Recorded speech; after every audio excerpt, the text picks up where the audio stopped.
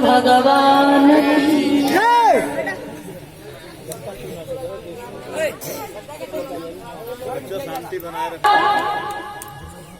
जब अंगुली को रथ में लगा करके रथ चलाया तो राजा दशरथ जी ने कैकई से कहा कि वरदान मांगो। आज आपने हमारे प्राणों की रक्षा की तो आप हमसे 2 वरदान मांगो। तो कैकई जी ने कहा कि वो वरदान अभी तो नहीं मांगेंगे, लेकिन धरोहर के रूप में वो वरदान आपके पास मेरे हमेशा रहेंगे। जब हमारी इच्छा होगी तब हम आपसे मांग लेंगे। तो इस तरह से महाराज दशरथ की ये 3 रानियां मुख्य थी, कौशल्या, कैकई और सुमित्रा। राजा बड़े प्रसन्न थे, लेकिन आयु बढ़ रही थी पर कोई संतान नहीं थी।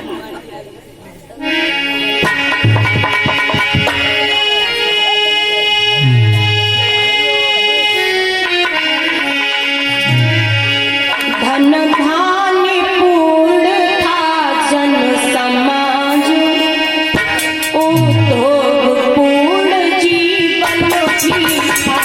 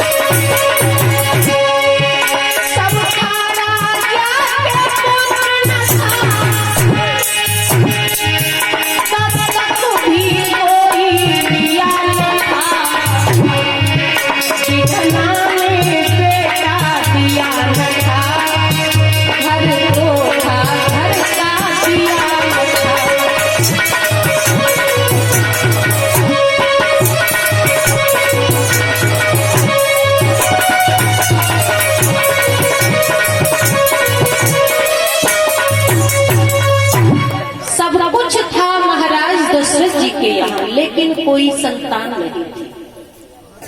तो एक बार उनके मन में बड़ी ग्लानि हुई। जब मन बड़ा दुखित हुआ, राजा विचार करने लगे,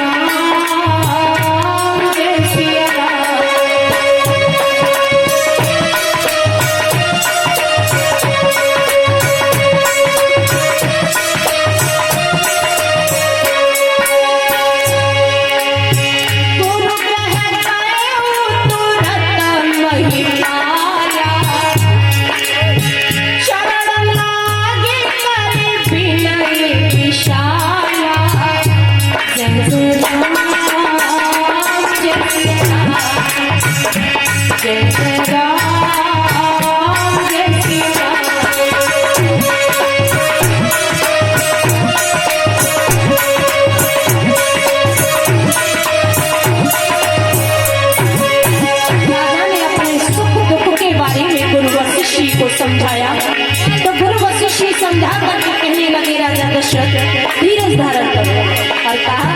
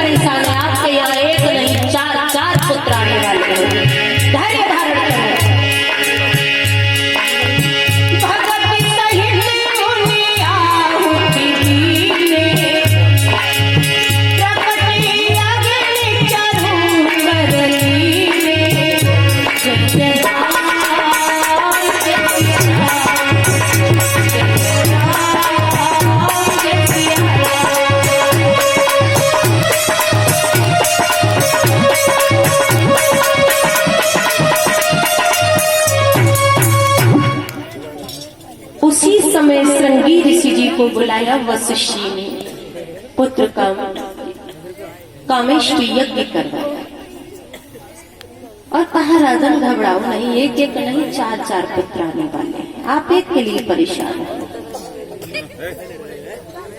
तो अग्निदेव और पायस लेकर के प्रकट हुए और उन्होंने समझाया कि राजन ये खीर आप अपनी रानियों में यथा योग्य बांट दो। तो महाराज दशरथ ने पहले खीर का आधा भाग किया, तो कौशल्या को दे दिया, फिर आधे में से आधा आधा कर दिया, एक भाग कैकेयी को दे दिया और सुमित्रा को भी दे दिया आधा।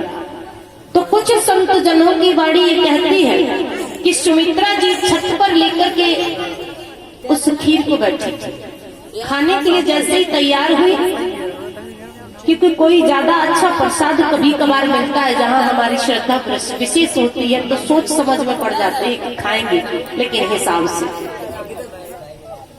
तो कुछ संत जन ये कहते हैं कि उस वक्त वो कुछ भी कर रही हो, प्रभु से आराधना कर रही हो, नेत्र बंद कर ली हो, तो उसी क्षण एक चील आई और चील ने वो खीर का प्रसाद ले जा करके एक वृक्ष पर ले जाकर वही छोड़ दिया। तो वहां नीचे माता अंजनी जी बैठी थी, उनकी गोद में जाकर के वो खीर दी। उन्होंने उसे प्रसाद जान करके उस खीर को पा लिया। जब सुमित्रा जी पर खीर नहीं बची तो उन्होंने ये बात दोनों को कह सुनाई, कौशल्या और कैकेयी। देखो वैसे तो आपस में सौते हैं, लेकिन इन सौतों का प्रेम देखो कि जब दोनों से कही, आजकल की सौतों में और उस समय की सौतों में भी बड़ा फर्क है। आजकल तो दौरानी जेठानी सौतों जैसा व्यवहार कर देती है आपस में। तो उन्होंने कहा चिंता ना करो बहन, तुम्हारा हिस्सा ही तो ले गया, लेकिन हमारे पास तो है। तो अपने में से आधा आधा दोनों ने सुमित्रा जी को दे दिया। आधा भाग कैकेयी ने किया और आधा भाग कौशल्या जी ने। तो कहा जाता है कि 2 भाग उन्हें दिए, इसलिए उनके गर्भ से 2 पुत्र हुए। अब जो चील ले गई थी वो चील एक अप्सरा थी जिसका नाम अभी फिलहाल हमें याद नहीं आ रहा। तो वो अप्सरा श्रापवश चील बनी।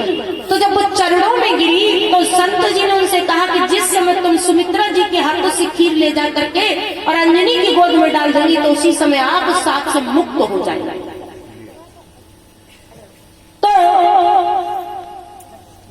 और वो चील बनी क्यों? क्योंकि एक समय ये चील यानी कि जो अप्सरा थी वो ब्रह्मलोक में नृत्य कर रही थी। तो उसी समय उस सभा में एक संत जी पधारे और उधर उसी समय इंद्रदेव ने उन्हें उपहार में कुछ बड़ा उपहार देने के लिए हाथ बढ़ाया और संत जी का आगमन हुआ। तो इसने संत को प्रणाम न करके और पहले उपहार के लिए हाथ बढ़ा दिया।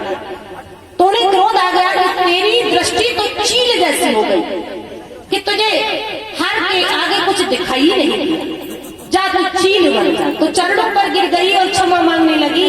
तब ऋषि जी ने कहा कि जिस समय तू महाराज दशरथ जी के यहाँ से खीर ले जाकर के माँ अंजनी की गोद में डाल देगी तो उसी समय उस श्राप से मुक्त हो जाएगी। तो ये वही चीज थी।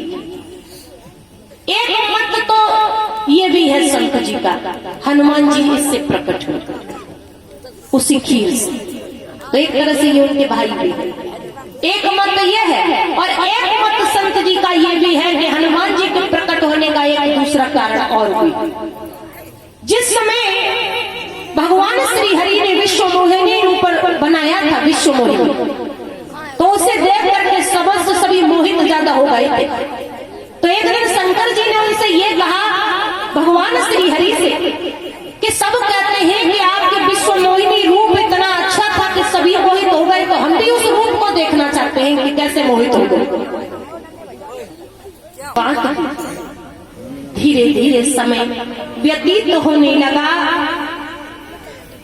तीनों रानियों ने जब खीर को ग्रहण किया तो बाबा तुलसीदास जी लिखते हैं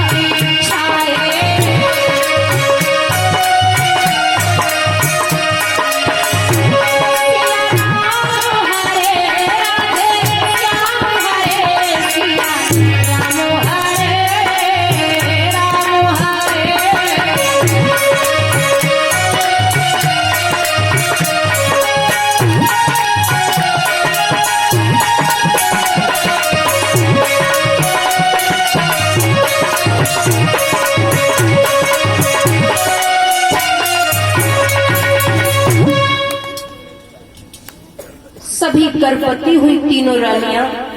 हृदय में बहुत प्रसन्नता है, उन्हें बड़ा सुख मिला। जिस दिन से भगवान श्री हरि लीला से उनके गर्भ में आए, सब लोगों में सुख और संपत्ति छा गई। धीरे धीरे समय बीतता गया और वह अवसर नजदीक आ गया जिसमें प्रभु को प्रकट होना था। लगन ग्रहवार तिथि सकल भय अनुकूल, चारों ओर अचर हर्ष जुट राम जन्म सुख। योग लग्न ग्रहवार और तिथि सभी अनुकूल हो गए। जड़ और चेतन सब हर्ष से भर गए, क्योंकि श्री राम का जन्म सुख का मूल है। तो बाबा तुलसीदास जी लिखते हैं,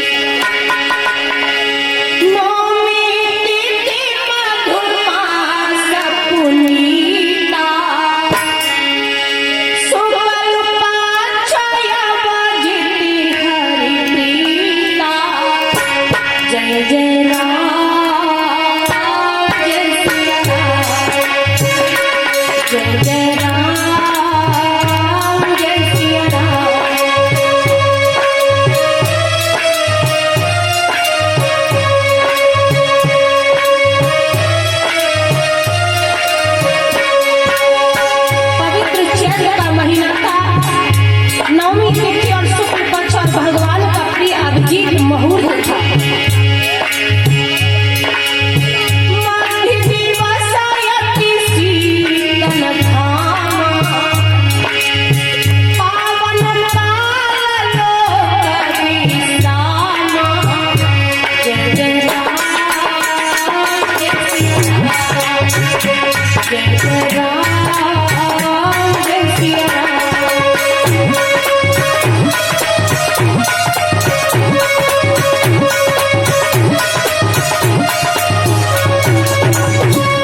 दोपहर का समय था, न बहुत सर्दी न बहुत गर्मी थी।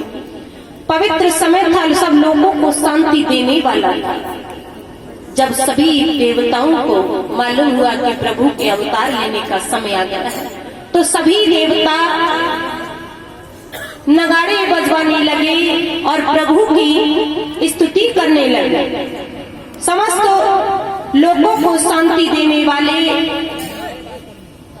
परम पिता परमेश्वर आज प्रकट हुए।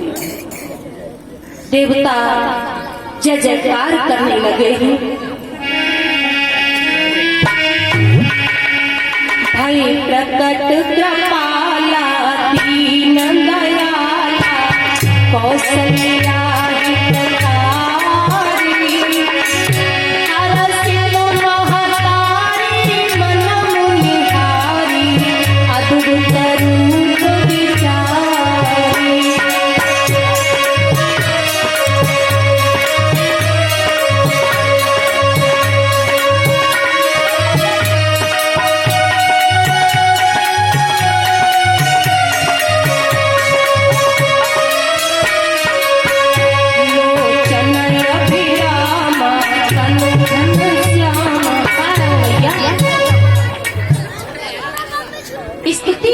करते मैया कहने लगी है, प्रभु इस रूप में क्या आप मेरे पुत्र बनेंगे? तो लोग कैसे कह सकते हैं कि आप मेरे पुत्र हैं? इसलिए आप अपना ये चतुर्भुज रूप त्याग दीजिए और बाल रूप में आ जाइए। तो प्रभु उसी समय बाल रूप में आ गए।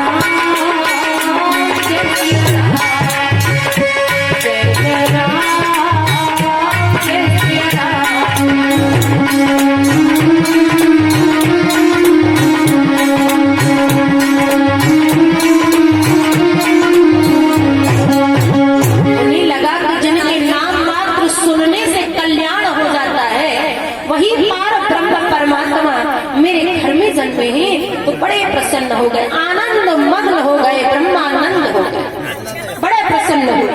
उसी समय उन्होंने गुरु वशिष्ठ को पास में बुलवा लिया और ब्राह्मणों को साथ लिए राजद्वार पर आए। उन्होंने जाकर के वशिष्ठ ने अनुपम बालक को देखा, जो रूप की राशि और जिसके गुण कहने से समाप्त नहीं होते।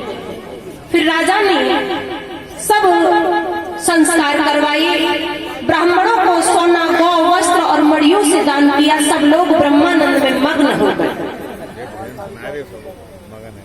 इतने मग्न हुए कि एक दूसरे को आपस में ही धन खजाना लुटाने लगे, लेकिन वहां रखा किसी ने कुछ नहीं, जिसको मिला उसने भी लुटा दिया। इतने प्रसन्न।